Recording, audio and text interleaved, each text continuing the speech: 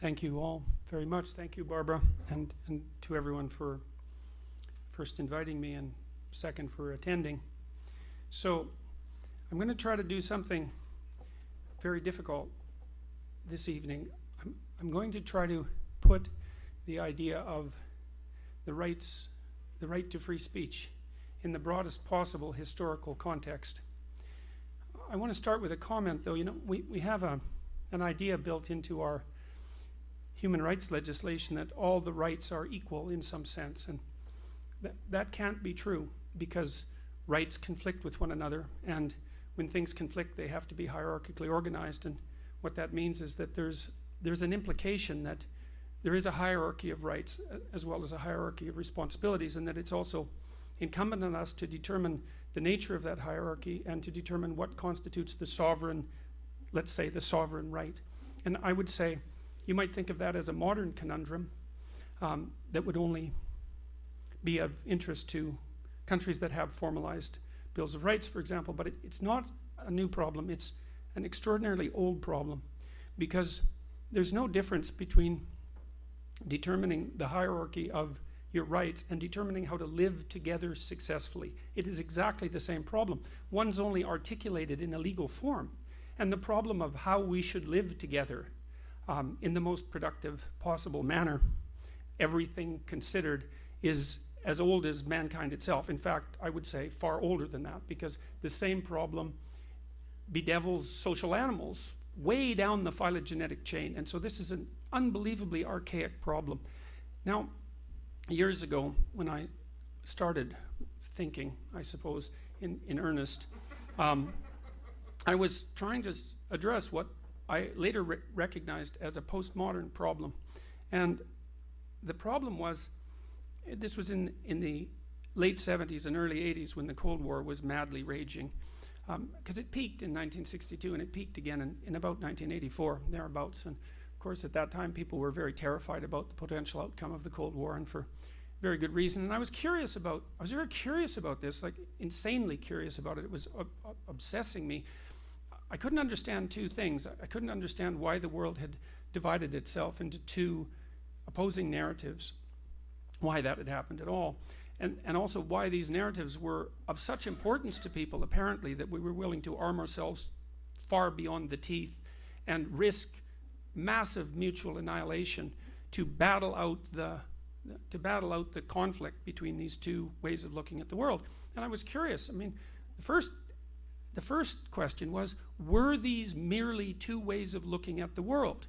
Now, because you might think, well, there's no shortage of ways to live in the world. That's a morally relativistic stance. And there's something to that, obviously, because people differ, and people differ in occupations, and they differ in outlook, and so forth. They differ in political beliefs. So there's obviously many ways that we can thrive in the world. And so some degree of flexibility with regards to what constitutes your fundamental axioms obviously is necessary. But there's a deeper question, and this is a very deep question. I actually think it's the question at the bottom of the postmodern conundrum, which is whether or not there are any reliable meta-narratives, let's say, overarching narratives that can unite people in some fundamental way. And so I was curious, were these just two arbitrary ways of looking at the world, both potentially equally valid? And were we battling that out because we didn't know and there was no other way to battle it out? Or was there something deeper at stake? Was it possible that one or the other system was correct in some deep manner? And I do truly believe that I entered that universe of questions, let's say, with as open as a mind as possible, because I actually wanted to find out the answer, because, well, it seemed to me the fundamental question that, obviously, we fought a whole Cold War about it. It was the fundamental question. It was the question everyone's minds should have been concentrated on. And so I started to study deeply this particular question. The first question was, well, what were beliefs made out of? Like, what exactly is it? What are we talking about when we talk about a belief? What does it mean that you have beliefs? Well, how are beliefs structured? So that was a psychological question rather than a political or economic question. And that took me a long time to figure out, because I didn't know if the fundamental question was going to be sociological or political or economic or psychological. And it turned out to be psychological, or perhaps it turned out to be spiritual. That's another way of thinking about it. And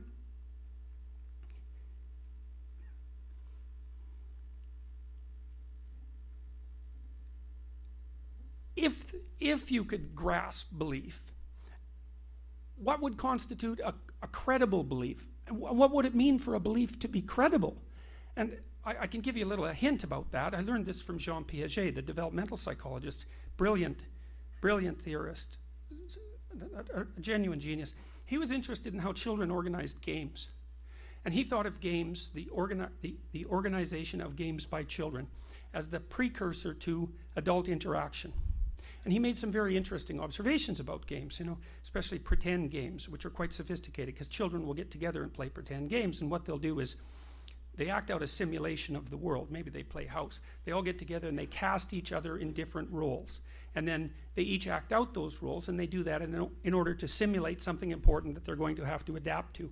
But Piaget noted a couple of things. The first thing he noted was that children playing games can play the games in a group. Thank you very much. Can play a game in a group. But if you take them out of the group and you ask them what the rules of the game are, they don't know. They can't articulate the rules of the game. Yet, when you put them together in the group, they can play the game. And I thought, oh, that's just like adults, you see, because we wouldn't need a psychology otherwise, right? Because we'd all be transparent to ourselves already. So what that means is when we all get together and play a game like the one that we're playing in this room, for example, we all can play the game when we're together. But if we brought us out and said, well, what are the rules, we wouldn't be able to articulate them. And then I thought, well, that means that those rules evolved in a real sense, like they evolved in a behavioral competition. Then I thought, well, that's a lot like what's happening with animals. So if you look at how a chimpanzee troop is organized, or a wolf pack, any social animal for that matter, going way down the phylogenetic chain, they have to interact with one another in a manner that sustains the group, because otherwise they all die, obviously, and that sustains the individuals within the group and offers the individuals some scope of action. And so there's a set of implicit constraints on the manner in which creatures interact, or they don't live. And Piaget also came to the same conclusion with regards to children's games.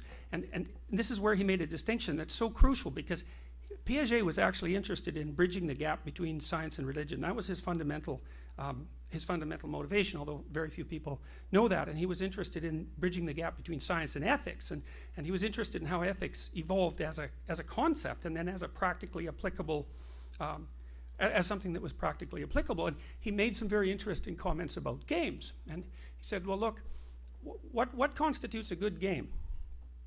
Well, one rule is everybody plays voluntarily.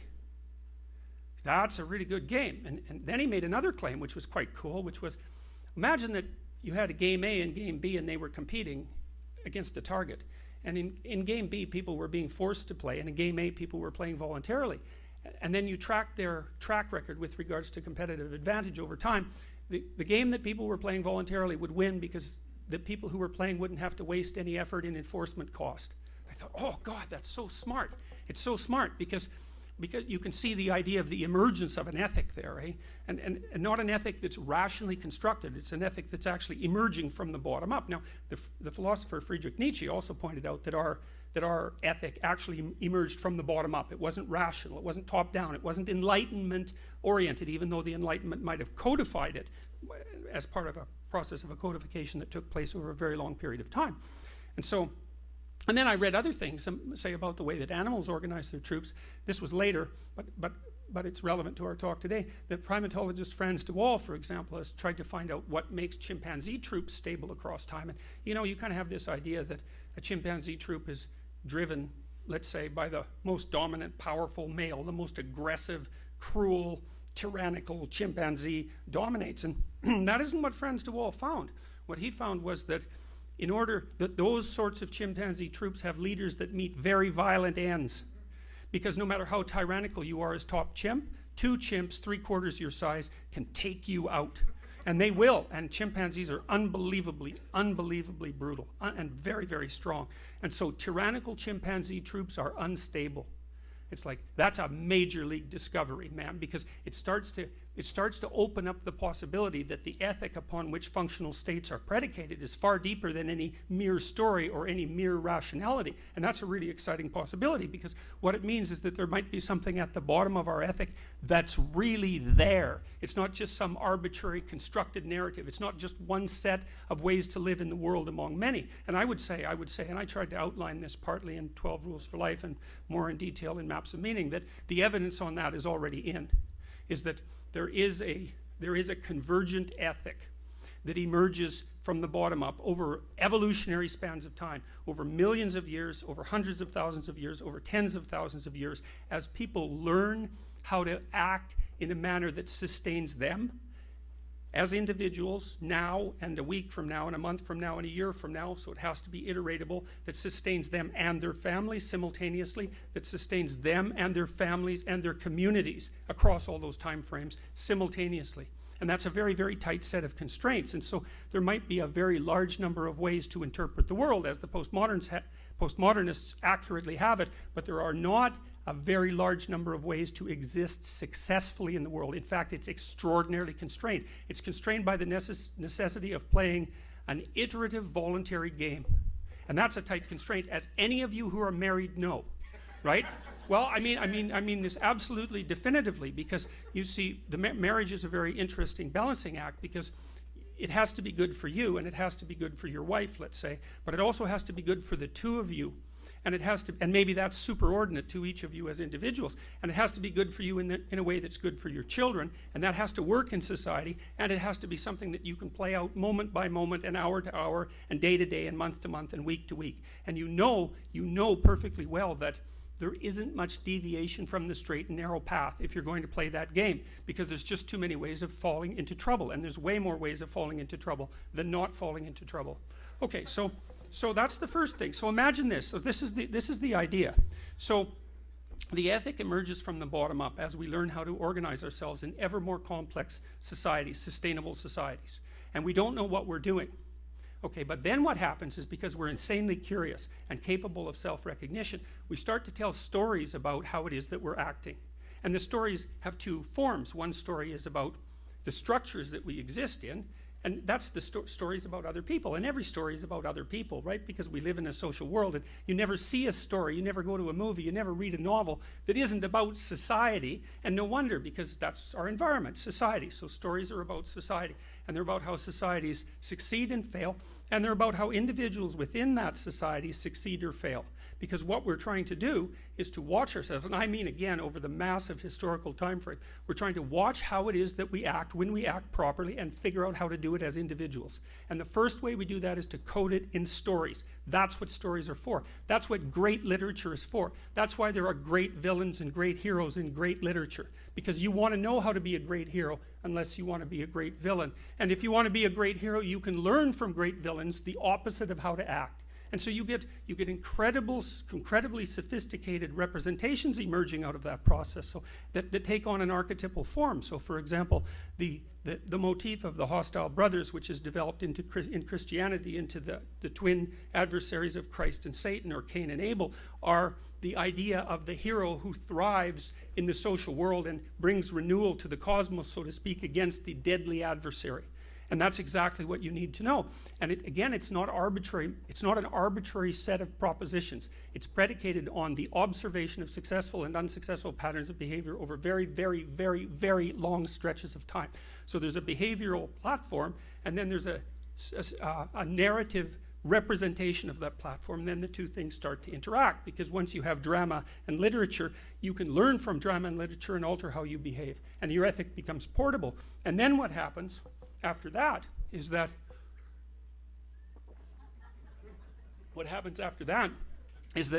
thinkers who now have both the behavioral strata and the representational strata in front of them, right? The procedural ethic, the behavioral ethic, plus the storied representation, one step back from that, especially after it's written down. This is why works like the Bible are of such critical importance, because the dramatic patterns are then written down, and then you can step back from them with your consciousness, and you can start to analyze them for their for the rule-based content. You see that emerging to some degree in the story of Moses. That's actually what's laid out in part in the story of Moses, because Moses is leading his people through the desert and watching how they fight and watching how they behave. And then he has this, so it's all very, very dramatic. Then he has this tremendous revelation, which is, this is how we already act. Right? And so what happens is the rules are codified on the basis of the observation of the patterns that are already extant, that are functional. And it's a transformation of consciousness. At that point, you have your ethic, which is far deeper than anything that you can imagine, start to be articulated out into the body of laws. And that's the point at which you have, let's say, true philosophy and the beginning of the body of laws. It's called the body of laws for a reason.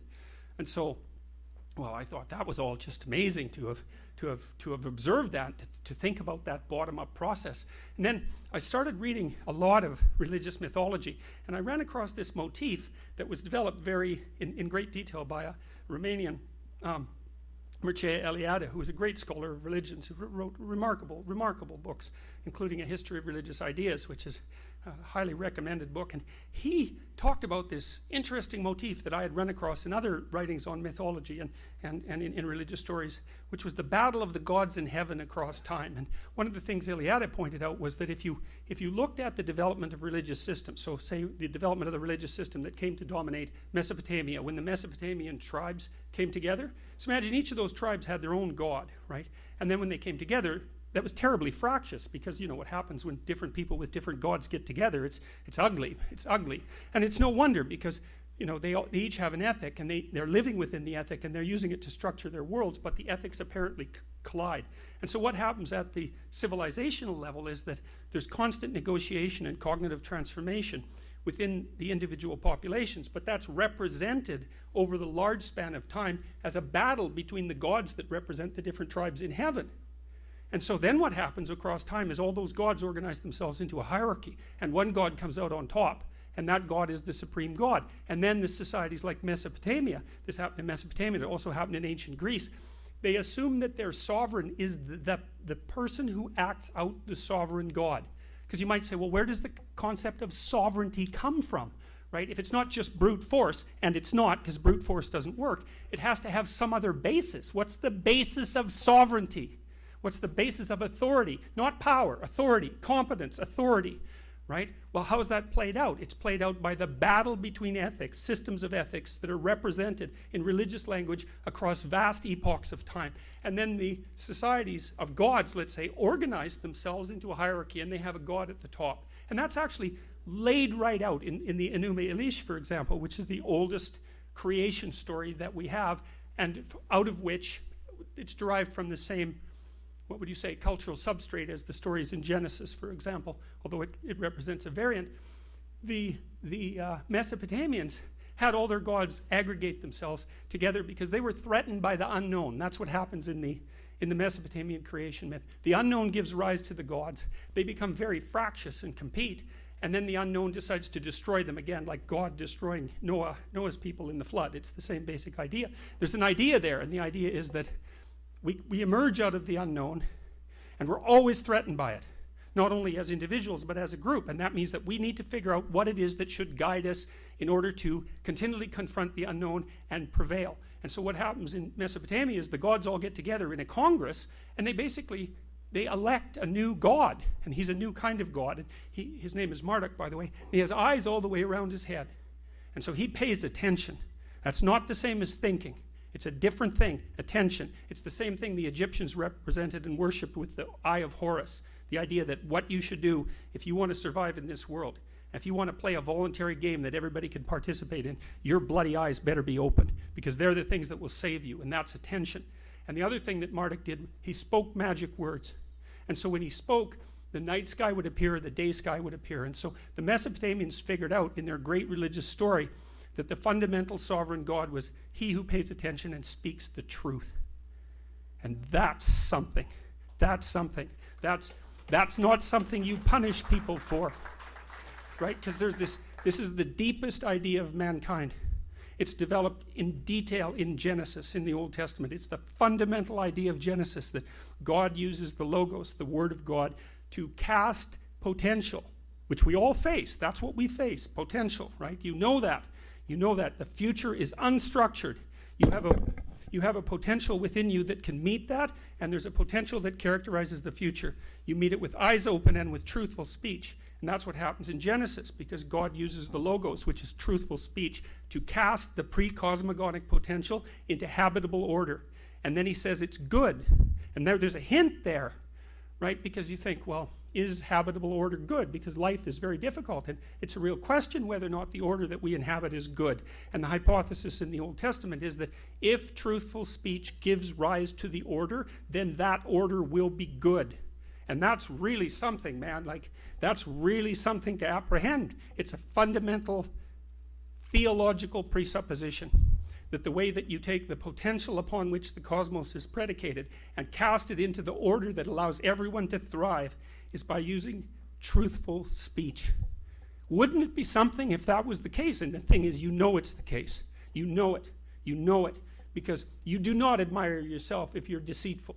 You admire yourself when you have those rare moments in your life where you can actually stand up and say what's true, regardless of the cost. And if you give that respect to other people, if you treat them as if they're the locale of the divine speech that casts potential into habitable order, then they like you. Maybe they even love you, and they get along with you, and you can work with them, and you can cooperate with them, and you can compete with them. So not only is it the fundamental axiom that regulates your relationship with yourself, it's the fundamental axiom that regulates your interactions with other people. And if you do not give them that honor, which is the presupposition for their natural right, because the idea that you have a natural right is the idea that you have some sort of intrinsic value. If you don't treat people as if they have that intrinsic right, they are not happy with you, even if they don't know why, because everyone wants to be treated as if they have free will, and as if they confront potential, and as if they're capable of making moral choices, and that they should be rewarded when they do things right, and perhaps punished when they do things wrong. Everyone wants that, and everyone knows it. And so, well, so what does that all have to do with free speech? Well, yes, everything. That's exactly right. So, free speech isn't free speech. You know, people think of free speech as kind of like a decoration, something like that in your life. It's not that at all. It's not the ability to speak truth to power, although it is also that. It's not that. It's way more than that. Free speech is how you think. It's not thinking. You know, the word that Genesis relies on to create the cosmos, let's say, in the story. By the way, that's the image of God in which you're made, male and female, that gives you that fundamental value that's at the core of our idea of natural right. It's not thinking, it's speaking. And the reason for that is, look, first of all, you can hardly think. It's really hard to think. You have to be trained like mad to think. You have to be able to divide yourself internally into a couple of different people. And then you have to let those people have a war in your head. And that means you have to develop characters who have opinions in great detail, opinions that might be contrary to your own, and then you have to withstand the tension of letting them have it out. And you only see that thinking in great literature. Like you see that in Dostoevsky. He's an absolute master of that. And you know, you can think a little bit, but mostly you're biased, and you have confirmation bias, and you see things the way you see them, and you have massive blind spots, and you're ignorant as hell. You just can't think, but you can talk. And the thing is, if you talk, other people will correct you. That's the thing. And that's thinking. So if you get up and you have something to say, and you say it stupidly, because of course you will, because what do you know, then other people will tell you where you're wrong. And then you can learn, right? And then everybody can think. And so what that also means is that to be free to speak, even to tell the truth, means you have to be free to be stupid and ignorant and malevolent and bitter. Because that is who you are. That is what you are, because you're flawed. So the idea that, you know, you can't use your free speech if it's offensive is just, it's an idea that is so, you don't know if its naivety outdoes its malevolence. It's a real battle. Which of those two things are worse? I would go with malevolence, because it attacks something that's so absolutely fundamental. It's like, well, of course people who are speaking freely are going to be offensive. I mean, have you ever had a serious discussion with anyone in your life? And I mean a serious discussion. I mean the sort of discussion you have when you're with your wife, when you're wondering whether your marriage is going to survive, or with your kids when they've done something that is really not in their best long-term interest. I mean a serious discussion. You can't even get off the ground without being offensive. You can't get off the ground without offending yourself in a conversation like that. You don't even want to admit how you feel or how you think to yourself. If you think you can have a difficult conversation without offending people, all that means is you're not having a difficult conversation. Because, well, an easy conversation, by definition, no one gets upset about that. There's no real problem. There's no real disagreement. There's no real world problem to be solved. It's just trivial. It's like discussing, you know, last night's sports event. There's nothing to it. If you're going to have a conversation about something that matters, you know, and the world is made out of what matters, that's a good thing to remember. If you're going to have a discussion about what matters, if you're really going to talk about it, everyone is going to be offended by that, especially if there's something rotten in the state of Denmark and you happen to be the one that is pointing it out. And so then you think, well, your freedom of speech, that's not about you being able to speak truth to power. That's about you being able to chart your destiny in the world. And more than that, it's even more, and that's important enough because, you know, life is hard, and if you don't get to think when you walk through your life, you will fall into a pit. There's no doubt about that, because that's what thinking is for. It's to stop you from having any more catastrophes than are absolutely necessary, and it's a terribly difficult process. And so if that's interfered with, it isn't that you don't get to speak truth to power, it's that you do not get to act in the world in a manner that allows you to eliminate endless, unnecessary, hellish suffering. And not just for you, but for you and your family and your community. And so the enemies of free speech, they're the enemies of the process that turns potential into habitable order. They're enemies of the divine principle. And worse, they're their own enemies. Right? Because this isn't, well, some of us believe in free speech and some of us don't. It's way deeper than that. If you don't believe in free speech, you don't believe in the implicit divinity of mankind, you don't believe in the sovereignty of the individual, you don't believe in sovereignty as such, you're a totalitarian of some sort, which means you attribute all the divine power to yourself. And then we know where that leads, right? It doesn't matter whether it's on the right or the left. If we had any sense and we took a look at 20th century history, we know exactly where things go. And we could easily choose not to go there. And so when we see someone like Raif, who's imprisoned by a reprehensible dictatorship that we have the gall to call our allies, then what we see is a system that's not only hell-bent on the destruction of an innocent and good man, but directly antithetical to everything that all of us have and that our societies put forward as necessary to the continual betterment of being itself. And so,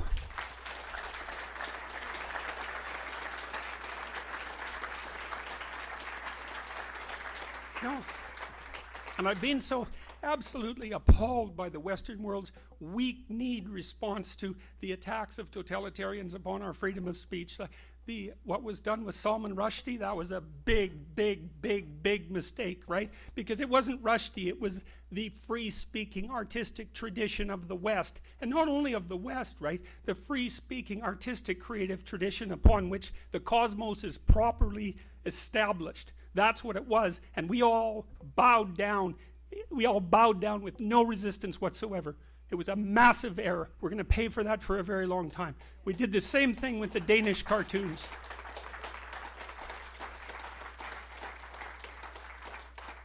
And you don't want to think about these sorts of things as happening far away. Nothing happens far away. When it happens somewhere else, it's happening right here too. And that's why we're all here today, because we recognize that at least on some level. And we have to stop, we need to stop being so naive about our, let's say, our moral relativism. We need to take a look at history and biology in a very fundamental way, and we need to really understand what our culture and genuine cultures everywhere are predicated on, and that is the idea that the sovereign voice of the individual is the power that casts potential into habitable being and restructures tyrannical order when it needs to be restructured. Right? And that's what each of us are. That's the divine presence in each of us. And I do believe that there is no more fundamental truth than that. I don't believe that you can dig down underneath that. I think that's bedrock. That's the foundation stone of the house. That's the cornerstone of the house. And it requires everyone to courageously confront the tyranny that's them and the unknown that surrounds them, and to work for their own benefit and for the benefit of their families and for the benefit of their communities, and to do everything they can to benefit the world, and to live with true speech as the highest value. That's how we sort out the world. And we could sort it out, we are sorting it out at a very rapid rate, and we could do that much more effectively. I do believe that it's incumbent on us to understand the absolutely fundamental role that these processes take. I know we're here today because we all have at least an intimation of that, right? We know that there's something about free speech that's so central that we cannot allow attacks on it to go unchallenged no matter where they occur. But it's very useful to have it articulated and to know that this is bedrock, right? And it's not something arbitrary, and it's not a mere game that we're only playing in the West. None of that. It's the most fundamental truth that the human race has ever discovered. And we lose it at our absolute peril. And it's not death, it's worse than that, the peril. Because there are worse things than death. And the worst thing than death is hell. And we saw plenty of that in the 20th century. And when we let freedom of speech go, that's where we're headed. And unless we want to go there, then we should stop aiming for it.